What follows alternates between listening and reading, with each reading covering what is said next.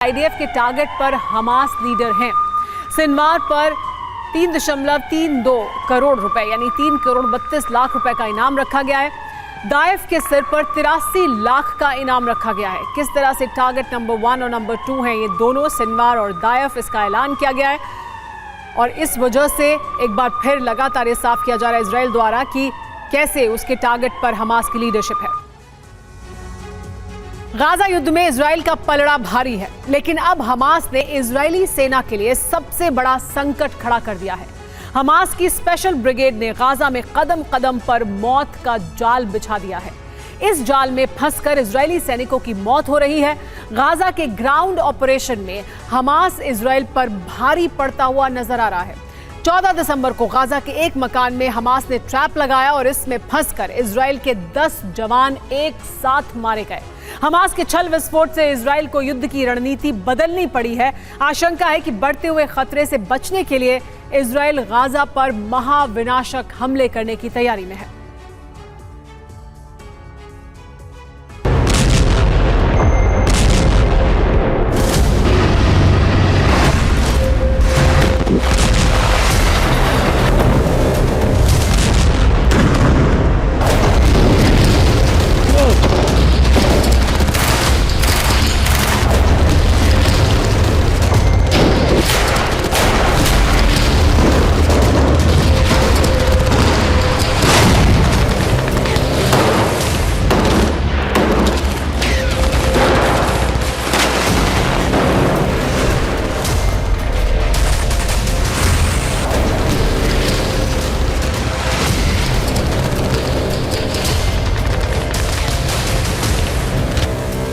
युद्ध में नुकसान एक तरफा नहीं होता और गाजा में भी यही हो रहा है।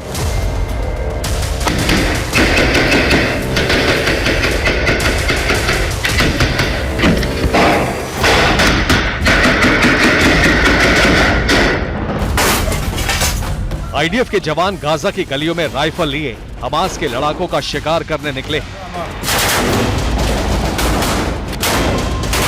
लेकिन सिर्फ हमास के ठिकाने ही नष्ट नहीं हो रहे। हमास के ठिकाने नष्ट करने की कोशिश में इजरायली सेना के जवानों को भी जान गंवानी पड़ रही, क्योंकि हमास ने आईडीएफ के खिलाफ बड़ी घेरेबंदी की है, क्योंकि हमास के लड़ाके घात लगाकर इजरायली फौज पर हमले कर रहे हैं।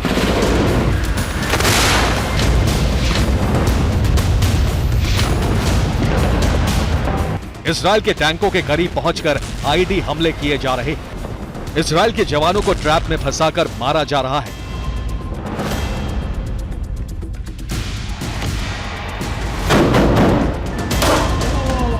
गाजा की संकरी गलियों में छिपे हमास के लड़ाके घात लगाकर कुछ इस तरह इजरायली सेना के टैंकों को निशाना बना रहे हैं।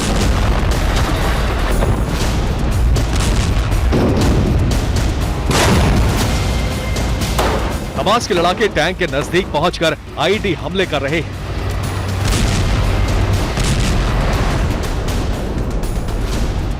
गाजा के ठिकानों में छिपे हमास के लड़ाके मकानों में सर्च ऑपरेशन चलाती इजरायली सेना की टुकड़ी पर आरपीजी से हमले कर रहे हैं।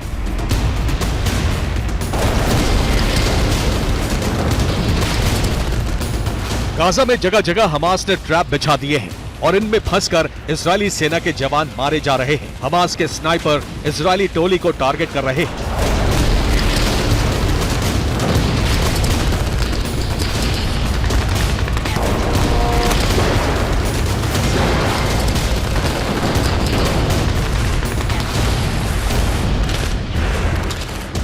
तेरह दिसंबर को हमास ने घात लगाकर इजरायली सेना पर सबसे बड़ा हमला किया।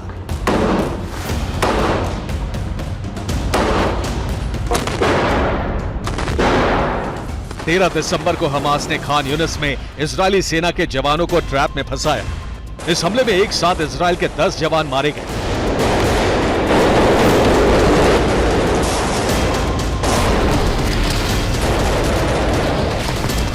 ये वीडियो गाजा के खान यूनिस का है। इस वीडियो में इजरायल के जवान हमास के लड़ाकों को मारने का ऑपरेशन चला रहे हैं, लेकिन ये हमास की सोची समझी रणनीति थी।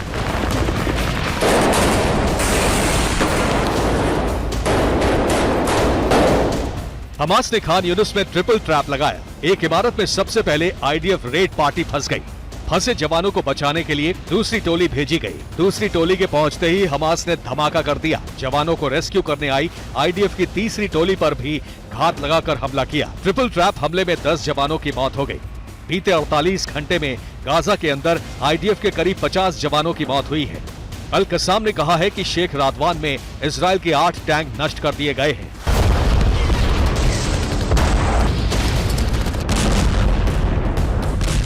इस बात की आशंका पहले ही जताई गई थी कि खान यूनिस में जंग बहुत भयानक होने वाली है, क्योंकि ये हमास का सबसे बड़ा गढ़ है और यहां हमास ट्रैप बिछाकर घात लगाकर इजराइल पर हमला करेगा।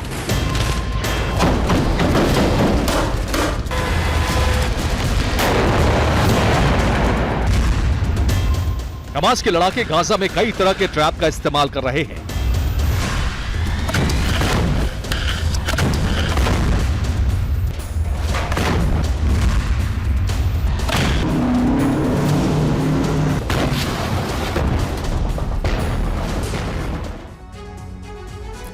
गाजा में हमास की ब्रिगेड टॉय ट्रैप का इस्तेमाल कर रही है। इस तरह के ट्रैप में खिलौने में बम फिट कर दिया जाता है। जैसे ही खिलौने में कंपन होता है, बम फट जाता है और दुश्मन मारा जाता है। मकानों में भी हमास के लड़ाके बारूदी सुरंगें बिछा रहे हैं।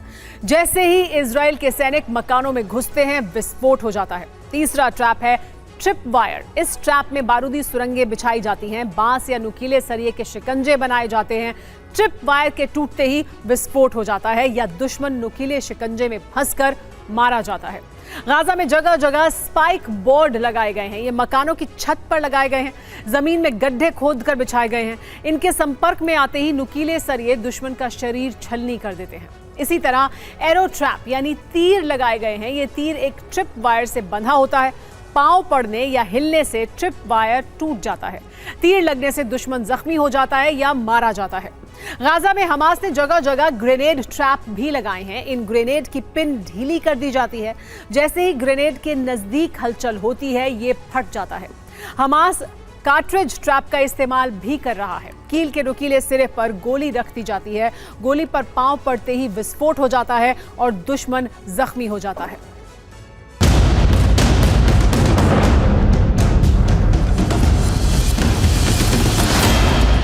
अमेरिका के वियतनाम जंग हारने का सबसे बड़ा कारण ये ट्रैप ही थे। वियतनाम के गोरिल्ला लड़ाकों ने जंगल में कई तरह के ट्रैप लगाए थे, जिसमें फंसकर अमेरिकी सैनिक मर रहे थे या जख्मी हो रहे थे।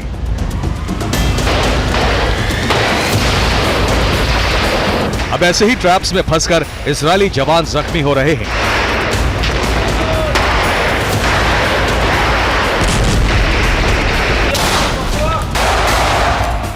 इजरायली सेना ने जितना आकलन किया था, उससे कहीं ज्यादा नुकसान हमास के ट्रैप्स की वजह से उठाना पड़ रहा है। लगातार बढ़ रहे नुकसान की वजह से इजराइल को रणनीति बदलनी पड़ी है।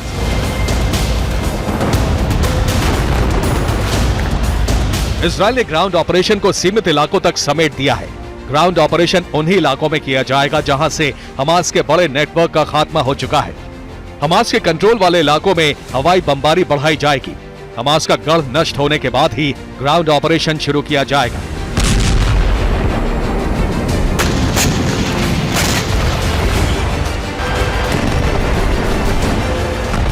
इसीलिए इजरायली सेना ने एक बार फिर दक्षिणी गाजा पर एयर स्ट्राइक बढ़ा दी है।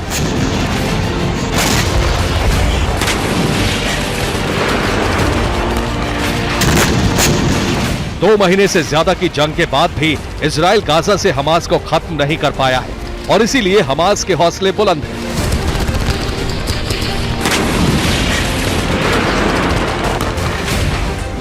गाजा में आईडीएफ पर मिली कामयाबी के बाद अल कस्साम ने इजराइल पर रॉकेट हमले बढ़ा दिए हैं।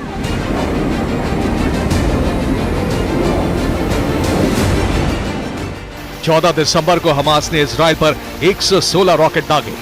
तेल अवीव सहित गाजा इजराइल सीमा के कई शहरों में रॉकेट गिरे हैं। हमास का एक रॉकेट इजराइल के अशदोद शहर की सुपरमार्केट में गिरा। हमास ने 13 और 14 दिसंबर को इजराइल पर 200 से ज्यादा रॉकेट हमले किए हैं।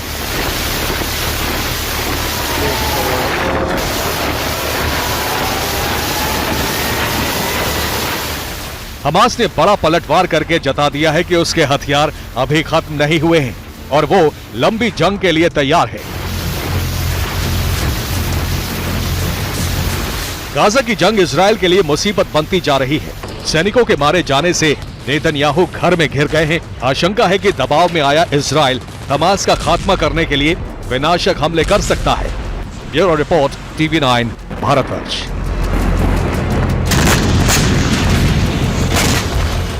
हिजबुल्लाह के ठिकाने पर आईडीएफ ने हमला किया है। एंटी टैंक मिसाइल ठिकाने पर हमला हुआ। हिजबुल्लाह के रॉकेट हमले पर पलटवार भी किया।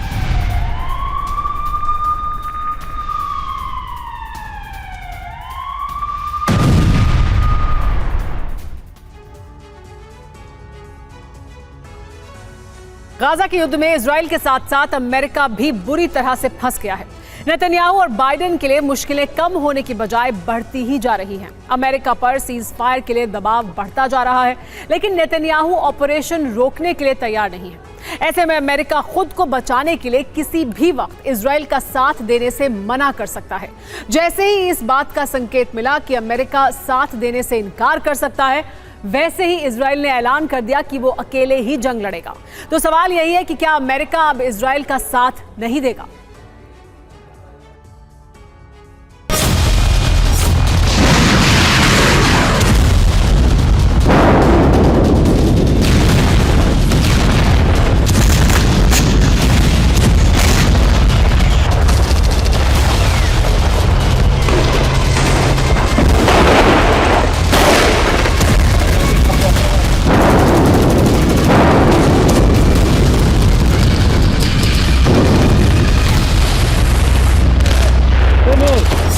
गाजा में यह तबाही का सबसे नया तूफान है। इजराइल की बमबारी से गाजा की धरती समतल होती जा रही है। गाजा में अब इमारतें कम और मलबा ज्यादा है।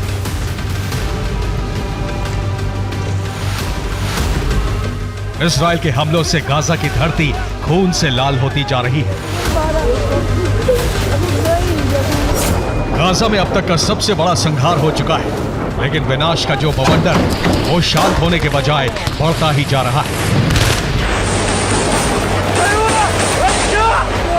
24 घंटे से इजराइल के हमले बहुत तेज हो गए हैं। गाजा से लेकर वेस्ट बैंक और राफा तक विनाश का दहलाने वाला मंजर।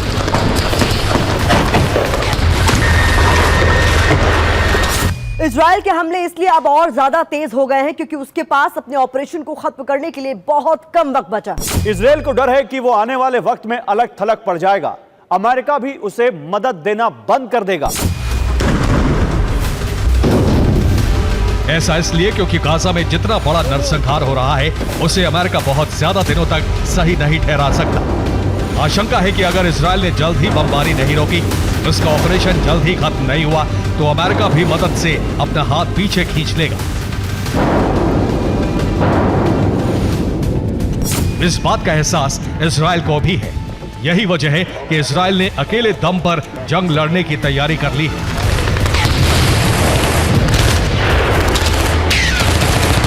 इजराइल के विदेश मंत्री एली कोहेन ने ऐलान किया है, सुलिवन गाजा युद्ध को लेकर बातचीत करेंगे। माना जा रहा है कि वो इजराइल को बमबारी रोकने के लिए गए। खात्मा नहीं हो जाता।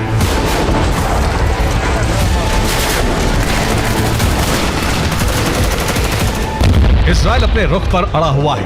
यही वो बात है जिससे बाइडेन की टेंशन बढ़ गई है। गाजा युद्ध की वजह से सुपर पावर अमेरिका बुरी तरह फंस गया है। एक तरफ बहुत बड़ा रक्तपात हो रहा है, इसके लिए दुनिया के तमाम देश अमेरिका को जिम्मेदार ठहरा रहे हैं। दूसरी तरफ इजराइल अमेरिका की बात मानने को तैयार नहीं। कत्लेआम की वजह से गाजा और वेस्ट बैंक में हमास के लिए समर्थन लगातार बढ़ता जा रहा है।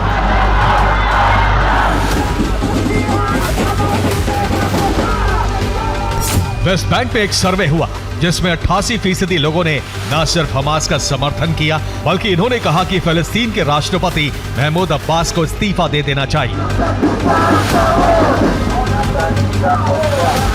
मतलब गाजा की धरती पर इजराइल के हमले की वजह से जो खून बह रहा है उससे हमास को फायदा हो रहा है। इस बात को इजराइल ने पहली बार स्वीकार किया है।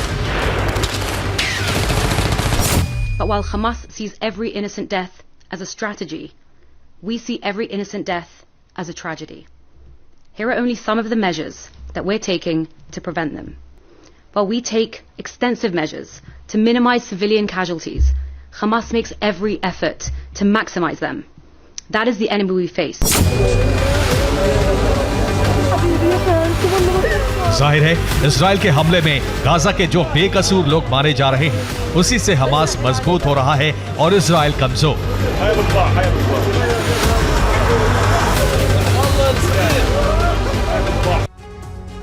वेस्ट बैंक में हमास के लिए समर्थन इसलिए बढ़ गया है क्योंकि इजराइल के हमले में गाजा की धरती पर बहुत बड़ा नरसंहार हो रहा है।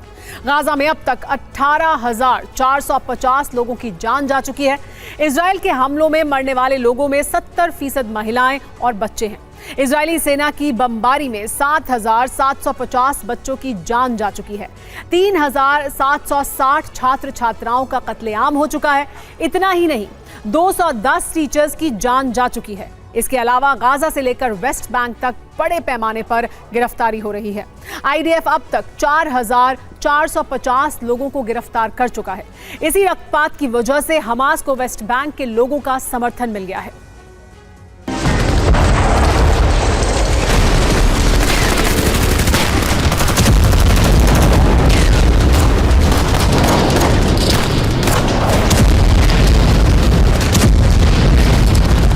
भीषण बमबारी और सबसे बड़ा रक्तपात, यही वो दो वजह है जिससे वेस्ट बैंक में हमास नायक और इजराइल खलनायक बन गए।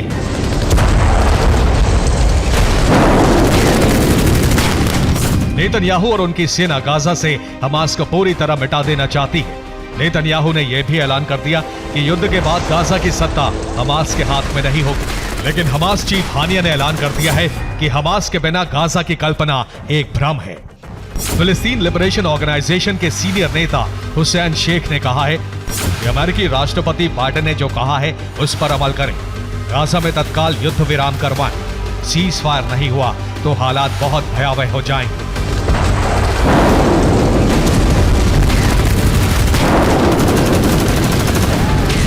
इसी तरह अरब देश भी अमेरिका पर लगातार दबाव डाल रहे हैं। दिक्कत यह है कि नेतन्याहू बाइडेन की बात मानने को तैयार नहीं, लिहाजा अमेरिका गाजा की जंग में बुरी तरह फंस गया है।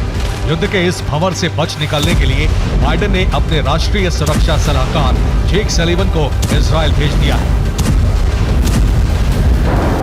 अमेरिकी एनएसए जैक सलीवन न केवल नेतन्याहू के साथ बैठक करेंगे बल्कि वॉर कैबिनेट के साथ भी बैठक करेंगे। सुलिवन गाजा युद्ध को लेकर बातचीत करेंगे। माना जा रहा है कि वो इजराइल को बमबारी रोकने के लिए कहेंगे। रिपोर्ट तो यह भी है कि अगर इजराइल ने अमेरिका के कहने पर बमबारी नहीं रोकी, अगर गाजा में आम लोगों का संहार इसी तरह जारी रहा, तो अमेरिका इजराइल का साथ देना बंद कर देगा। बाइडेन ये बड़ा कदम इसलिए उठा सकते हैं ताकि हजारों लोगों के कत्लेआम का दाग अमेरिका के दामन पर ना लगे।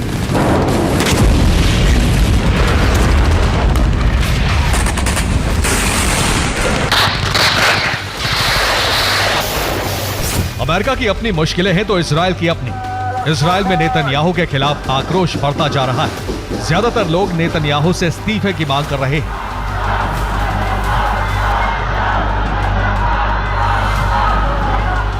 इस बीच इजराइल की वॉर कैबिनेट ने जो फैसला किया है उससे इजराइल के लोगों में नेतन्याहू के खिलाफ गुस्सा और भड़क गया है। और कैबिनेट ने फैसला किया है कि बंधक की रिहाई को लेकर बात करने के लिए मोसाद की टीम को कतर नहीं भेजा जाएगा।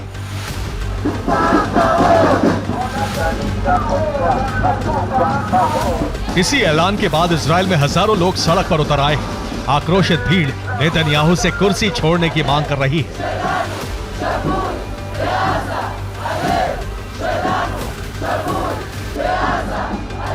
मुश्किल हालात के बीच इजराइल के हमले और भी तेज हो गए हैं। इजराइल की भीषण बमबारी ऐलान कर रही है कि नेतन्याहू को एहसास हो गया है कि इजराइल इस जंग में पूरी तरह फंस चुका है, इसलिए वो गाजा को पूरी तरह समतल करना चाहते हैं। इजराइल को यह भी डर है कि आने वाले वक्त में उसे अकेले ही हमास से जंग लड़नी है। शायद इसीलिए आईडीएफ को जब तक अमेरिका का साथ मिल रहा है तब तक हमास को ज्यादा से ज्यादा नुकसान पहुंचा देना चाहता है, ताकि बिना अमेरिकी मदद के अकेले युद्ध लड़ना भी पड़े तो उसे किसी तरह की दिक्कत ना हो। Bureau report, TV9 Bharat. कुछ वक्त पहले पीएम नेतन्याहू ने अपनी खुफिया एजेंसी मोसाद और सिक्योरिटी एजेंसी शिन बेट को एक टास्क दिया। वो ये कि गाजा समेत दुनिया के किसी भी कोने में छिपे बैठे हमास के टॉप लीडर्स की तलाश की जाए और उन्हें मौत के घाट उतारा जाए। इस इंटरनेशनल मिशन को ध्यान में रखते हुए एक हिट लिस्ट भी जारी की गई, जिसमें हानिया, दाएफ और सिनवार समेत करीब दर्जन भर लोगों के नाम थे। मगर मोसाद का ऑपरेशन किल पूरा होता उससे पहले हमास के नेताओं के फरार होने की खबर सामने आ रही है। कोई गाजा से भाग निकला है तो किसी ने कतर, लेबनान और मिस्र को छोड़ दिया है। कई हमास नेताओं के फोन तक बंद हैं। ऐसे में सवाल खड़ा होता है कि हमास लीडर के अदृश्यम से अधूरा रह जाएगा क्या बेंजामिन का प्रण? देखिए।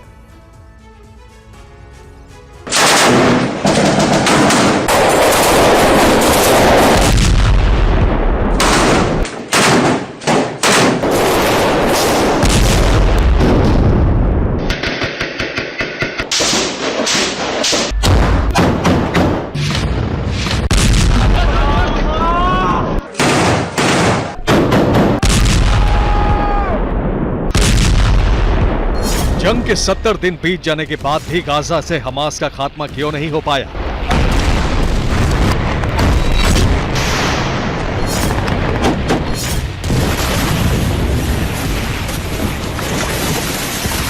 हमास के सीनियर लीडर आईडीएफ के शिकंजे में क्यों नहीं जकड़े गए?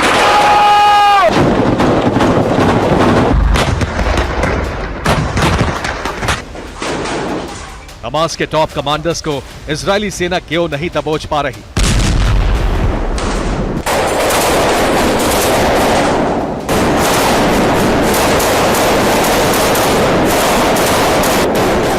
आखिर क्यों युद्ध के 70 दिन बाद भी नेतन्याहू का ऑपरेशन हमास नाकाम रहा है?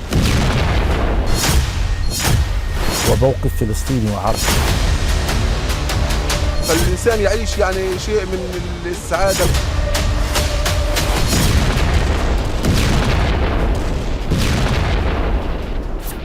गाजा पर हमले से पहले इजरायली पीएम नेतन्याहू ने हमास के खात्मे की सौगंध खाई थी।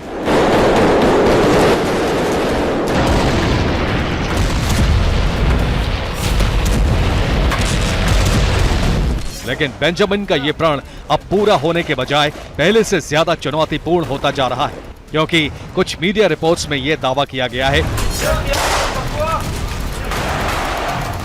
कि हमास के सीनियर लीडर और टॉप कमांडर फरार हो चुके हैं। गाजा, कतर, लेबनान और मिस्र से अपनी लोकेशन बदली है। हमास नेताओं के मोबाइल भी स्विच ऑफ बताए जा रहे हैं। हमास लीडर्स की मौजूदा लोकेशन से जुड़ी जानकारी नहीं है।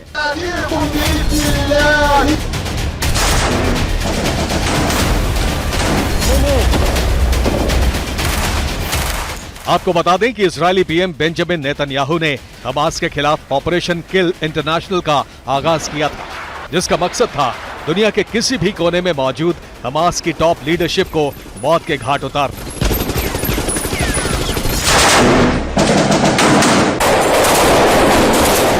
हमास के टॉप कमांडर्स का अंत करना। और जानते हैं बेंजामिन ने इस मिशन की जिम्मेदारी किसे दी है?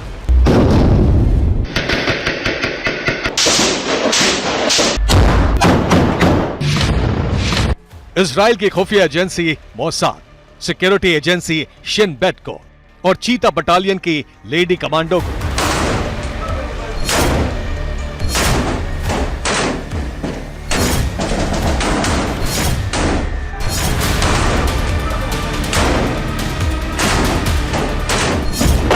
बावजूद इसके नेतन्याहू के हाथ अब तक खाली हैं, क्योंकि अगर गाजा से हमास का दी एंड करना है तो फिर हमास के बड़े चेहरों का खात्मा जरूरी है।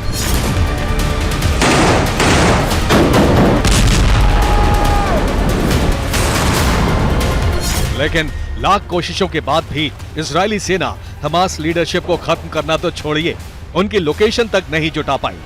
और अब खबर सामने आ रही है कि हमास के टॉप कमांडर और लीडर किसी और ठिकाने पर जा चुके हैं।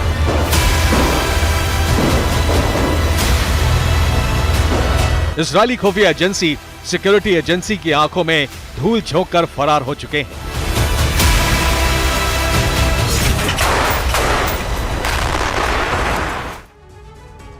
दरअसल युद्ध से पहले हमास के तमाम बड़े लीडर और कमांडर गाजा में मौजूद थे, मगर जैसे ही इजराइल से जंग शुरू हुई, हमास की राजनीतिक विंग का प्रमुख इस्माइल हानिया कतर जा पहुंचे। मगर अब इस्माइल हानिया कतर से फरार हो चुका है। हानिया का फोन भी स्विच ऑफ बताया जा रहा है। हानिया की तरह हमास का डिप्टी चीफ सालेह अल अरोरी भी कतर में छिपा था, लेकिन वो भी हानिया के साथ कतर को छोड़ चुका है। उसका भी मोबाइल स्विच ऑफ है। हमास का टॉप कमांडर खालिद मशाल, जो हानिया का करीबी बताया जाता है, वो भी हानिया के साथ कतर से फरार हो चुका है। हालांकि हमास का operational commander Yahya Sinwar Gaza में ही मौजूद था। दक्षिण गाजा के खान यूनुस में कई दिनों तक छिपा रहा, मगर अब सिनवार भी गाजा से भाग निकला है। सिनवार के साथ हमास की मिलिट्री विंग का प्रमुख मोहम्मद दायफ भी गाजा में छिपा था, लेकिन वो भी अब गाजा को छोड़ चुका है। वहीं हमास की अल कस्साम ब्रिगेड के प्रवक्ता अबू अबैदा युद्ध के दौरान लेबनान में छिपा था, मगर इस वक्त अबू अबैदा लेबनान को छोड़कर फरार हो चुका है। इतना ही नहीं, हमास की पॉलिट ब्यूरो का मेंबर ओसामा हमदान भी लेबनान से भाग निकला है। हमास गुट के विदेश मंत्री महमूद अल जहर के जॉर्डन से फरार होने की भी खबरें सामने आ रही हैं। इतना ही नहीं, हमास के चीफ कमांडर अबू मरजक गाजा से मिस्र पहुंचे थे, लेकिन अबू मरजक अब मिस्र से भी भाग निकले। वहीं अल कस्साम ब्रिगेड का चीफ मारवन ईसा गाजा में मौजूद था। आईडीएफ से जंग लड़ रहा था, लेकिन उसके भी गाजा से फरार होने की खबरें सामने आ रही हैं। यही वो 10 चेहरे हैं जिन्हें हमास की रीढ़ माना जाता है। इन 10 चेहरों के इर्द गिर्द हमास की पूरी प्लानिंग होती है। हमास के लड़ाके कैसे हमला करेंगे, कैसे डिफेंस करेंगे, ये सारा ब्लूप्रिंट यही 10 चेहरे तैयार करते हैं। और इसीलिए नेतन्याहू ने मोसाद, शिन बेत और चीता बटालियन के लेडी कमांडो को एक हिट लिस्ट दी, जिनमें हमास के इन्हीं बड़े चेहरों का नाम था।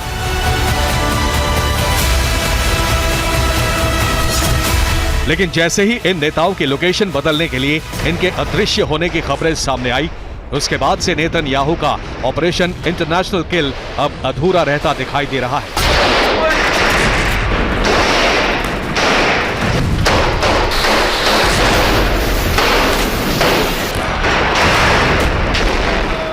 हालांकि कुछ मीडिया रिपोर्ट्स में दावा किया गया है कि हमास के ये सीनियर लीडर, टॉप कमांडर तुर्की, यूएई या फिर ईरान में शरण ले सकते हैं, वहां मौजूद खुफिया ठिकानों में छिपे हो सकते हैं। लेकिन इसी के साथ ही इजराइल का टास्क अब पहले से ज्यादा मुश्किल हो जाएगा।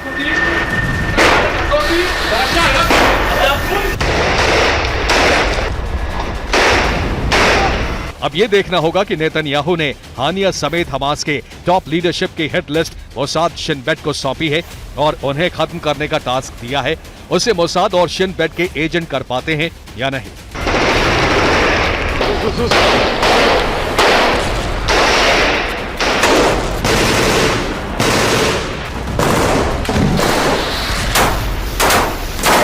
दुनिया के अलग अलग कोनों में मौजूद हमास के प्रमुख नेताओं से जुड़ी डिटेल खंगालकर उन्हें वहीं मौत के घाट उतारते हैं या नहीं।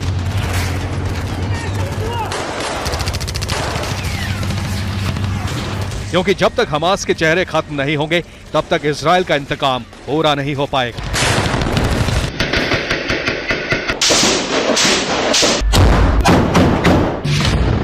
Bureau report, TV9, Bharatvarsh.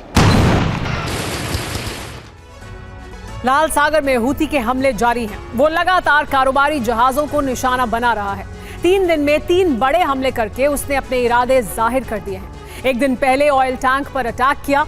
अगर अमेरिकी वॉरशिप उसे नाकाम नहीं करता तो लाल सागर धधकने लगता। हूती पर लगाम लगाने के लिए अमेरिका ने एक प्लान तैयार किया है, जिसके तहत सुरक्षा घेरे में सभी जहाजों को उस इलाके से निकाला जाएगा जिससे हूती के मंसूबे को फेल किया जा सके। लेकिन हूती इससे बौखला गया है। उसने भारी तबाही का अल्टीमेटम दे दिया है।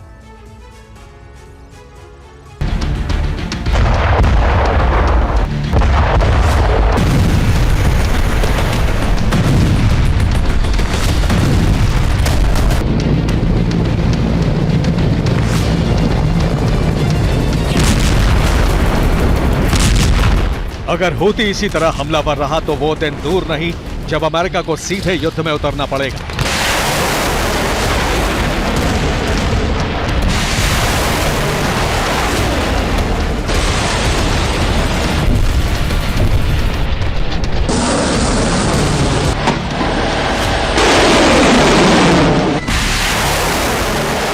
जबकि अभी लाल सागर में अमेरिका डिफेंसिव मोड में है। वो सिर्फ लाल सागर से गुजरने वाले जहाजों की सुरक्षा में जुटा है।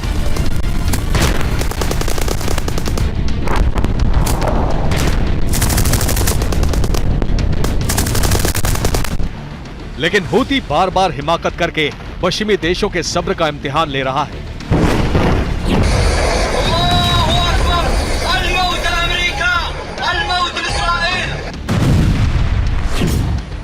तीन दिन में 3 बार हूती ने जहाजों पर हमले किए। कुछ घंटे पहले ऑयल टैंकर पर मिसाइल दागी। टैंकर पर कब्जे के लिए हूती के लड़ाके आगे बढ़े। अमेरिकी जहाज ने मिसाइल हमला नाकाम किया। हूती के लड़ाकों को शिप के पास से खदेड़ दिया।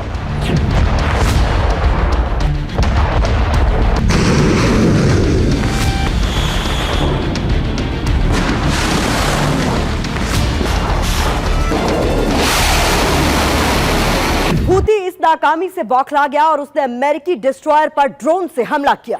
सीधे तौर पर रेड सी में मौजूद टास्क फोर्स को भी चैलेंज कर दिया कि अब टास्क फोर्स भी निशाने पर है।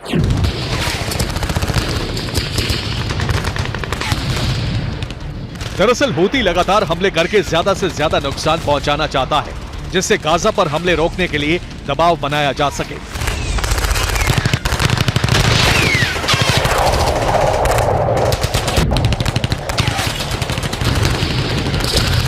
जबकि अमेरिका ने टास्क फोर्स की तैनाती करके हूती के मंसूबे को फेल कर दिया, जिससे हूती और ज्यादा विध्वंसक हमले कर रहा है।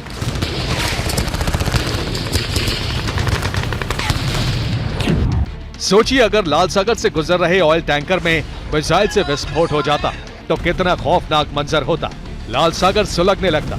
लेकिन हमले से ठीक पहले टास्क फोर्स में तैनात USS 15 मेजन वॉरशिप ने मिसाइलों को हवा में ही मार गिराया।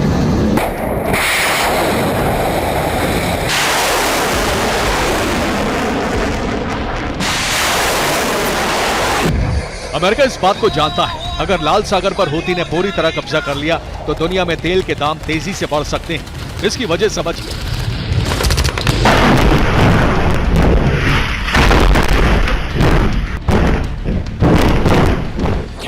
लाल सागर से दुनिया का तीसरा सबसे बड़ा समुद्री रूट है, जहां से कारोबारी जहाज गुजरते हैं। ये यूरोपीय देशों को स्वेज कैनाल होते हुए बाल अल मंडेब तक, फिर आगे हॉर्मुज स्ट्रेट के जरिए अरब देशों से जोड़ता है, जो आगे मलक्का स्ट्रेट से भी जुड़ जाता है। इस रूट से रोजाना 6 मिलियन बैरल तेल का कारोबार होता है। इस रूट की वजह से 9 दिन कम लगते हैं। अगर हूती इसे ब्लॉक कर देता है तो अफ्रीका के चारों ओर होकर जाना पड़ेगा, जिससे ज्यादा खर्च होगा। साथ ही अफ्रीका वाला रूट खतरनाक भी है, क्योंकि वहां से गुजरने वाले जहाजों को सोमालिया के लुटेरों का भी सामना करना पड़ सकता है।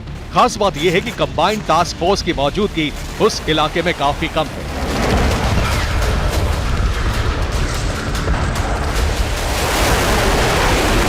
ऐसे में रेड सी रूट को कारोबार के लिए काफी इस्तेमाल किया जाता है।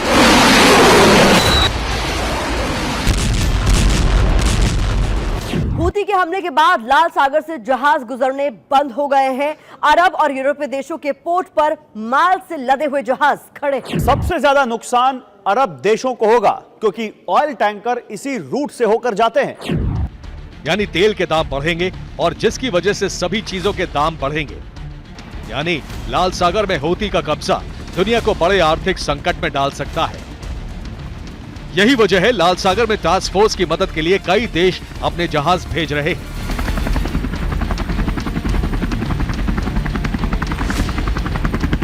अब ऑस्ट्रेलिया ने भी अपने वॉरशिप भेजने का ऐलान कर दिया है।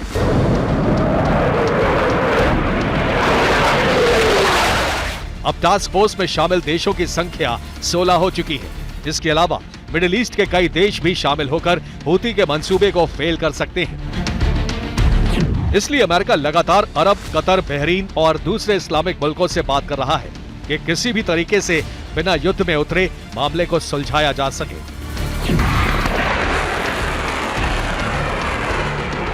लेकिन ये इतना आसान नहीं है, क्योंकि हूती और हमास को ईरान लगातार हथियार सप्लाई कर रहा है, जिससे इजराइल में हमले किए जा रहे हैं।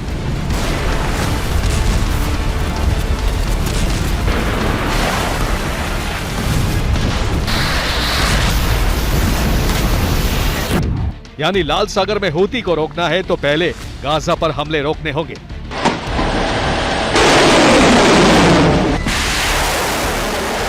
और इजराइल ऐसा मानने से इनकार कर रहा है। यानी अब सब कुछ इजराइल के फैसले पर निर्भर करता है कि वो हमास से बदले की आग में पूरी दुनिया को संकट में डालता है या फिर किसी समझौते पर पहुंचकर समझदारी का रास्ता चुनता है।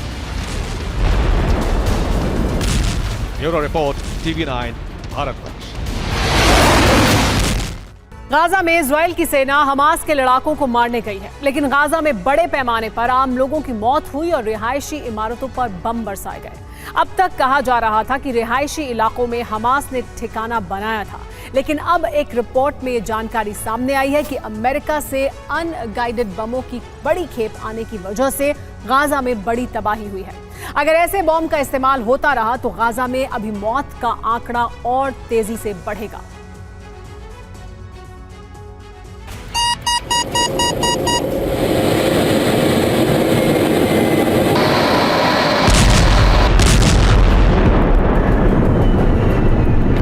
क्या गाजा के ऊपर फाइटर जेट उड़ाने वाले पायलट को खुली छूट थी कि उसे जब जहां जी करे बम गिरा दे?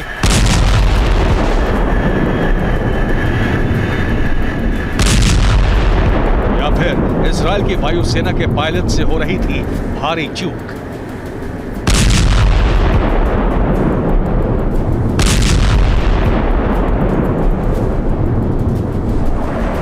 क्या जानबूझकर इजराइल सिविलियन इलाकों पर बमबारी कर रहा था? आखिर गाजा में इतनी बड़ी तबाही क्यों है?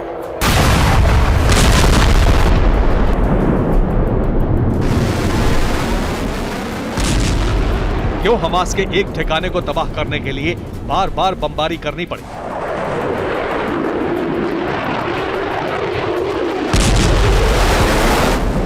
क्यों इजराइल के फाइटर जेट निशाना चूक रहे थे और बम टारगेट से भटक रहा था?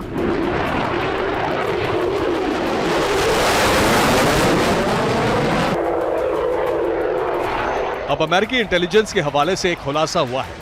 रिपोर्ट के मुताबिक इजरायली वायुसेना के पायलट से कोई गलती नहीं हुई।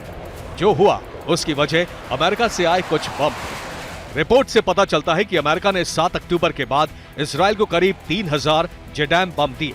जेडैम बम से ही गाजा में इजराइल हमास के ठिकानों को तबाह कर रहा था। अब खुलासा हुआ है कि जेडैम बमों की खेप में आधे बम डम बम थे। डम बम वो बम होते हैं जो जेडैम की तरह काम नहीं करते। डम बम उन बमों को कहा जाता है जो ठीक तरीके से काम नहीं करते और अपने टारगेट को हिट नहीं कर पाते। ये बम अपने टारगेट से दूर जाकर गिरते हैं। अमेरिकी इंटेलिजेंस की रिपोर्ट के मुताबिक डम बम की वजह से हमास के ठिकानों पर गिराए गए बम सिविलियन इलाकों पर गिरे। एक ठिकाने को तबाह करने के लिए पायलट को कई बम गिराने पड़े और गाजा में तबाही मचती रही। अमेरिका से इजराइल भेजे गए बम में 40 से 45% डम बम थे। अनगाइडेड होने की वजह से बम टारगेट से भटक गए, हमास के ठिकानों से भटककर सिविलियन इलाकों में गिरे।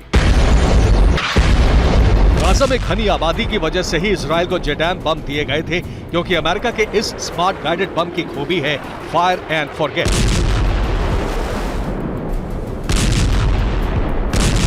यानी बम गिराओ और भूल जाओ। जेडैम अपने टारगेट से टस से मस नहीं होता, क्योंकि बम को आसमान से ड्रॉप करने से पहले ही टारगेट सेट होता है। एक बार टारगेट सेट होने के बाद ये गाइडेड बम जीपीएस के जरिए सटीक हमला करता है और भीषण तबाही मचा देता है।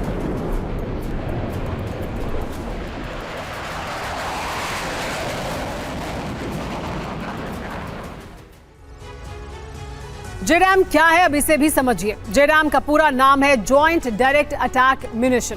ये अमेरिकन हथियार है जो हवा से जमीन पर हमला करने वाली किट है। जेडैम का हमला करने की रेंज 25 किलोमीटर है। ये फायर होते ही पहले से तय लक्ष्य को ढूंढती है, जीपीएस के जरिए टारगेट तक पहुंचती है। जेडैम में अमेरिका का घातक बॉम्ब मार्क 84 लगता है। टारगेट पर पहुंचते ही जेडैम उसे फायर कर देती है। मतलब ये कि जेडैम वो सिस्टम या किट है जो मार्क 84 बॉम्ब को उसके लक्ष्य तक लेकर जाकर छोड़ती है। अब सवाल यह है कि आखिर मार्क 84 बॉम्ब क्या है, ये कितना घातक है। दरअसल मार्क 84 बॉम्ब करीब 1000 किलो का घातक बम है। जैसा कि हमने आपको बताया पहले ही कि बॉम्ब जेडैम सिस्टम से फायर होता है। मार्क 84 बॉम्ब ब्लास्ट के साथ ही महातबाही लाता है। ये बम जहां फटता है वहां करीब 1 किलोमीटर के दायरे में सब कुछ खत्म हो जाता है। काफी गहरे गड्ढे बन जाते हैं। इजराइल पर हमास इसी बम के इस्तेमाल का आरोप लगा रहा है।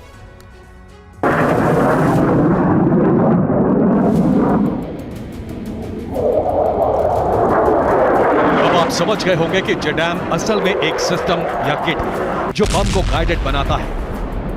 अब जेडैम में अगर खराबी आ जाए तो यह सिस्टम ठीक से काम ना करे तो अंजाम क्या होगा? यानी बम को गाइड करने वाला यंत्र काम नहीं करेगा और बम टारगेट पर जाने के बजाय गुरुत्वाकर्षण की वजह से सिर्फ नीचे धरती की तरफ जाएगा और धमाका करेगा। रिपोर्ट में दावा किया गया है कि गाजा में जेडैम सिस्टम से लैस जिन बमों को लेकर फाइटर जेट उड़ान भर रहे थे वो डम थे, यानी उसमें बम को गाइडेड बनाने वाला सिस्टम काम नहीं कर रहा था। अब पायलट जिस टारगेट को लॉक करते थे वो मिस हो जाता था। टारगेट भले ही मिस होता था लेकिन धमाका जरूर होता था। दावा है कि ऐसे ही बमों की वजह से गाजा में भारी तबाही हुई और सिविलियन की मौत का आंकड़ा 18,000 के पार चला गया। उत्तरी गाजा में 60% इमारतें मलबा बन चुकी हैं। करीब 20 स्क्वायर मील का इलाका तबाह हो चुका है। खान यूनिस में भी डम बम की वजह से तबाही मच रही है। डम बम की वजह से ही पायलट को एक ही जगह पर बार बार हमला करना पड़ता है। किसी भी फाइटर जेट को हमास के किसी खास ठिकाने को खत्म करने का मिशन दिया जाता है। पायलट जेडैम से सटीक प्रहार करता है लेकिन सिस्टम काम न करने पर जब बम गलत जगह पर गिरता है तो पायलट कई बार मिशन पूरा करने के लिए वापस लौटकर बमबारी करता है। इसी वजह से गाजा में तबाही का ग्राफ बढ़ता गया और ऐसी जगहों पर धमाके हुए जो इजरायली सेना की हिट लिस्ट में थे ही नहीं। हालांकि कुछ एक्सपर्ट मानते हैं कि इजरायल ने जानबूझकर अनगाइडेड बमों का इस्तेमाल किया। इजरायल को सिविलियंस की फिक्र नहीं थी। दावा किया गया है कि इजरायल के पास M117 नाम का बम है। M117 इजरायल का अनगाइडेड बम है। इजरायली एयरक्राफ्ट पर M117 कई बार देखा गया है। सीज फायर के बाद खान यूनिस में 20% इमारतें भस्म हो चुकी हैं। इस इलाके में 2 लाख से ज्यादा लोग रहते हैं। अनगाइडेड बम इस्तेमाल होते रहे तो खान यूनिस में ही हजारों लोगों की मौत होगी। क्या गाजा का युद्ध ईरान के लिए वरदान साबित होने वाला है? क्या युद्ध की आड़ में ईरान न्यूक्लियर पावर बनने वाला है? जी हां, ये आशंका खुद इजराइल ने जताई है क्योंकि गाजा जंग के बीच ईरान सैटेलाइट लॉन्च करने वाला है, वो भी एक साथ 10। लेकिन इजराइल का आरोप है कि ईरान अपने स्पेस प्रोग्राम की आड़ में परमाणु घमासान की तैयारी कर रहा है। आखिर कैसे, देखिए इस रिपोर्ट में।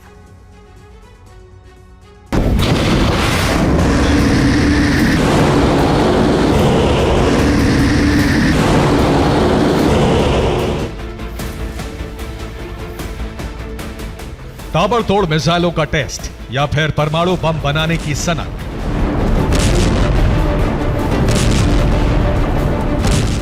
ईरान अब तक दुनिया में इसी के लिए कुख्यात था। अपनी सनक को पूरा करने के लिए ईरान ने हर कीमत चुकाई। अमेरिका इजरायल से दुश्मनी तक की, तमाम तरह के प्रतिबंध झेले। बावजूद इसके ईरान का न्यूक्लियर प्रोग्राम और मिसाइल बनाने की होड़ जारी रही। लेकिन मिडिल ईस्ट से जो खबर सामने आ रही है उसके बाद अमेरिका और इजरायल दोनों के होश फाख्ता हो गए हैं। खबर यह है कि जल्द ही ईरान 10 सैटेलाइटों को एक साथ लॉन्च करेगा। हर सैटेलाइट में 1.5 टन का बायोस्पेस कैप्सूल होगा। इससे पहले 6 दिसंबर को ईरान ने रॉकेट लॉन्च किया। सलमान रॉकेट को 130 किलोमीटर ऊपर अंतरिक्ष में भेजा।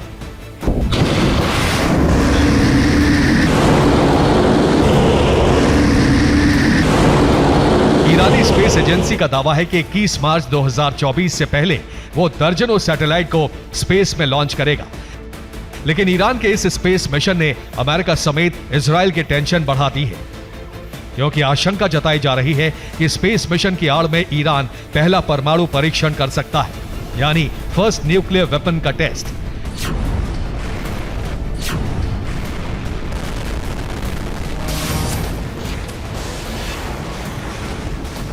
असल में ईरान परमाणु बम को क्यों बना रहा है, क्यों अपने न्यूक्लियर प्रोग्राम को लगातार रफ्तार दे रहा है, शायद ये बताने की जरूरत नहीं, क्योंकि हर कोई ये बखूबी जानता है कि खाड़ी में अमेरिका के पांव उखाड़ने के लिए, उसे तबाह करने के लिए ईरान बम ऑफ यूरेनियम तैयार कर रहा है। बीते कई सालों से ईरान के न्यूक्लियर साइंटिस्ट इस मिशन में जुटे हुए हैं। दावा तो यहां तक किया जा रहा है कि ईरान का एटमी प्रोग्राम सफल हो, इसके लिए रूस उसकी पूरी मदद कर रहा है। रूस और ईरान के बीच जल्द ही एटमी एग्रीमेंट हो सकता है। यकीन मानिए, अगर ऐसा हुआ, अगर ईरान का एटम बम तैयार हुआ तो फौरन वो विनाशकारी हथियार का टेस्ट भी करेगा, जिसका मतलब इजराइल और अमेरिका पर महाखतरा।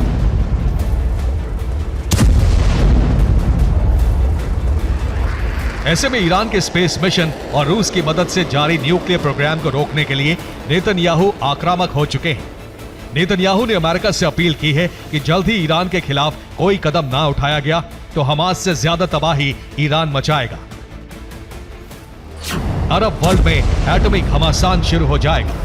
Bureau report, TV9 Bharat. अब हमास की तरह ही हिजबुल्लाह ने भी विध्वंसक तेवर इख्तियार कर लिए हैं। वो इजराइल और अमेरिकी सैन्य ठिकानों पर हमले की धमकी दे रहा है।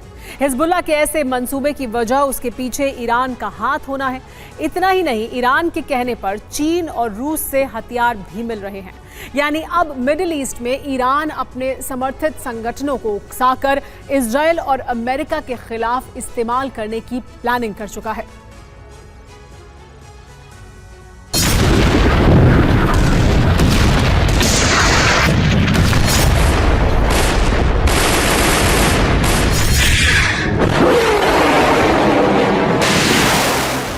जैसे हमास ने इजराइल को दहलाया, वैसे हिजबुल्लाह करेगा हमला।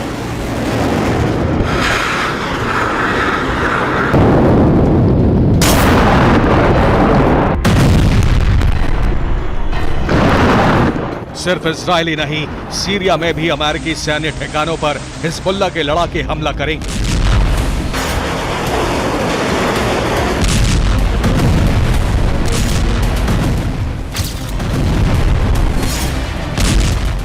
अब सवाल उठ रहा है, अचानक से हिजबुल्लाह इतना खूंखार कैसे हो गया?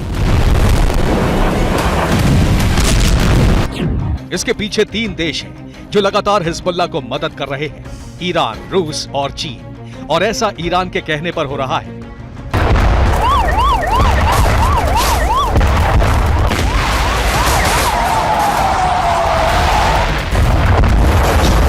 इजराइल, सीरिया और इराक में हिजबुल्लाह और दूसरे ईरानी प्रॉक्सी संगठनों के ताबड़तोड़ हमले बता रहे हैं।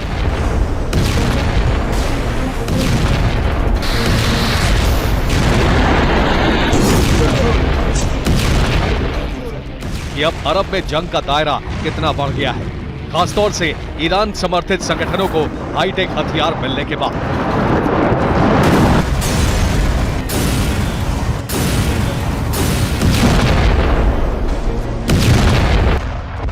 ये इराक में अमेरिकी बेस पर हमले का वीडियो है, जिसमें एक के बाद एक ड्रोन अटैक हो रहे हैं। ये ठीक उसी तरह के ड्रोन हैं जैसे ड्रोन से रूस यूक्रेन पर हमले करता है।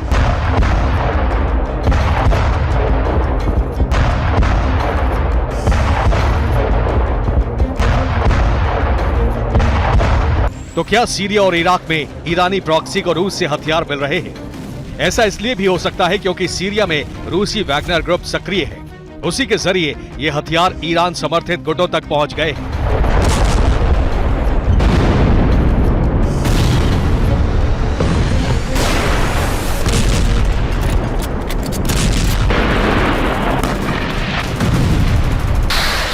हमास के बाद हूती और हिजबुल्लाह ने पेंटागन की नींद उड़ा दी है, क्योंकि उन्हें लगातार विध्वंसक हथियार मिल रहे हैं।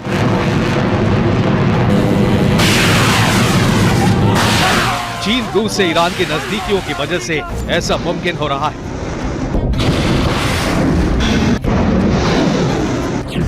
इस पर अमेरिका ने कहा है, इजराइल पर हिजबुल्लाह के हमले बर्दाश्त नहीं किए जाएंगे।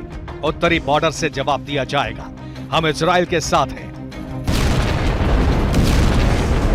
अमेरिका के ऐलान के बाद इजराइल ने भी हमले तेज कर दिए हैं। हिजबुल्लाह के ठिकानों पर एयर स्ट्राइक की जा रही है।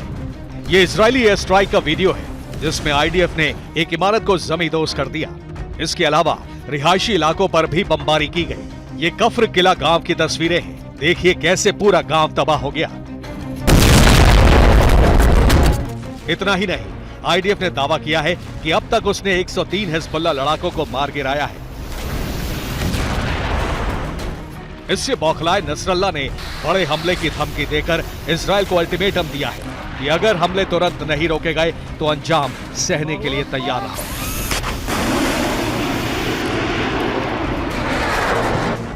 Bureau report, TV9, Bharatvarsh.